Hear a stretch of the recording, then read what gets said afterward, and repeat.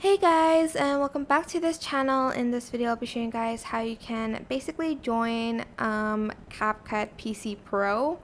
So just open your CapCut app and you'll have this option here. You do have to log in first on your home page, so go back to your home page and do that first. So go to menu, back to home page, and just log in. And then to join CapCut PC Pro, just select this. If it's not there, I'm not sure because it like appeared randomly. So like it appeared for my coworker at like the not the end, like the middle of like last month, and like it appeared for me like a little bit later.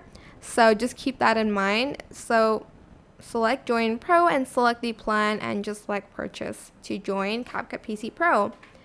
I hope this tutorial was helpful for you guys. Don't forget to like, comment, share. Also subscribe to this channel if you haven't done that already. If you have any more questions, just leave it in the comment section down below. I will try my best to answer them all for you guys. And if you found this video helpful, please click the thanks button above the description box down below. Thank you so much for watching. Bye!